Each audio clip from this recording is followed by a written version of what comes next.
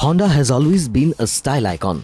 હોન્ડાની cars જે છે તેનો દેખાવ હંમેશાથી આકર્ષક અને યુનિક રહ્યો છે અને તેના કારણે જ હોન્ડાને પસંદ કરનાર એક ખૂબ મોટો વર્ગ ઇન્ડિયન માર્કેટમાં છે. પરંતુ ક્યાંક ને ક્યાંક હોન્ડાની એવી ઇમેજ ઊભી થઈ હતી કે હોન્ડા એક ખાસ વર્ગની પસંદ બનીને જ રહી ગઈ છે, કારણ કે હોન્ડા પાસે ફક્ત પેટ્રોલ એન્જિન્સ જ હતા. બટ યસ, હોન્ડાએ ઇનોવેટ કરી ડીઝલ એન્જિન ટેકનોલોજી અને ત્યારબાદ દરેક સેગમેન્ટમાં હોન્ડા સેગમેન્ટ લીડર બનતું આવ્યું છે. અને હવે હેચબેક સેગમેન્ટમાં પણ સેગમેન્ટ લીડર બનવા માટે હોન્ડાએ રીઇન્ટ્રોડ્યુસ કરી છે the all new Honda jazz, of course with the CVT petrol technology and ID.Tech diesel engine as well. Petrol અને ડીઝલ બંને વેરિયન્ટમાં એક નવા જ અવતારમાં લોન્ચ કરવામાં આવી the all new Honda jazz in year 2015. વાત હોય એક્સટીરિયરની કે પછી ઇન્ટિરિયરની, દરેક બાબતમાં હોન્ડા જેઝે એક નવા લુક સાથે માર્કેટમાં રી एंट्री करी है. ये होंडा का ग्लोबल मॉडल है. ये 75 कंट्रीज़ में बिकता है. जैसे कि प्रेजेंटेशन में भी हमने बताया कि ऑलमोस्ट 5.5 मिलियन गाड़ियाँ ये बिक चुकी हैं. बहुत सक्सेसफुल मॉडल है.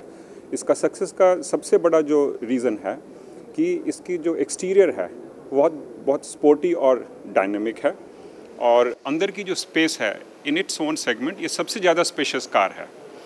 और नंबर 3, इसकी जो फ्यूल एफिशिएंसी है, चाहे वो डीजल मिले या पेट्रोल मिले, दोनों में क्लास लीडिंग है अपने सेगमेंट में. जब भी कोई गाड़ी बनती है तो कोई एक अच्छी चीज़ करने के लिए हमको किसी दूसरी चीज़ को थोड़ा सा डाइल्यूट करना पड़ता है.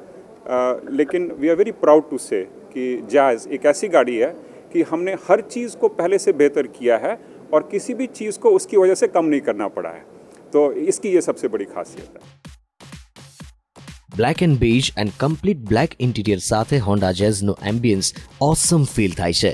તો સાથે જ વાત કરવામાં આવે એન્જિનની, તો 1.2 લીટર પેટ્રોલ એન્જિન આપવામાં આવ્યું છે, જેમાં મેન્યુઅલ અને ઓટોમેટિક બંને ટ્રાન્સમિશન ઓપ્શન આપવામાં આવ્યા છે.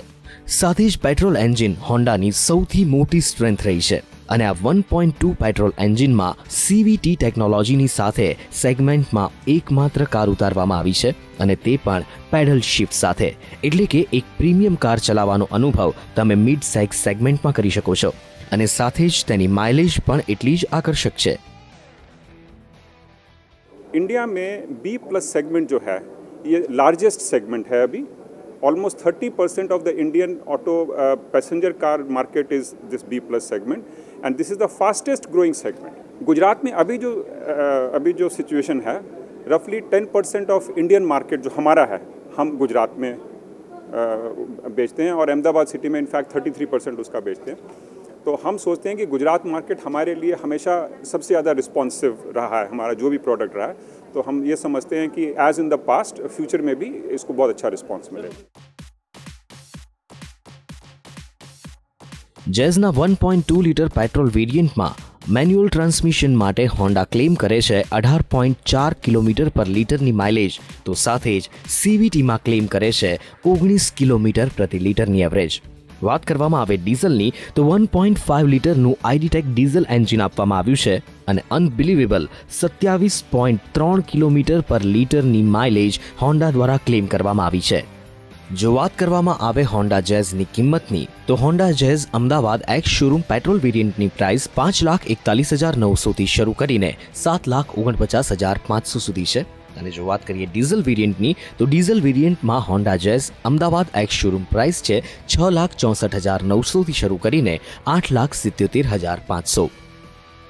જે પ્રમાણેના ફીચર્સ, જે પ્રમાણેનું ઇન્ટિરિયર, જે એક નવું લુક અને નવી ટેકનોલોજી હોન્ડા દ્વારા જેઝમાં આપવામાં આવી છે, લાગે છે કે હેચબેક સેગમેન્ટમાં સેગમેન્ટ લીડરની રેસમાં હોન્ડા જેઝ ખૂબ સ્પીડથી આગળ વધશે.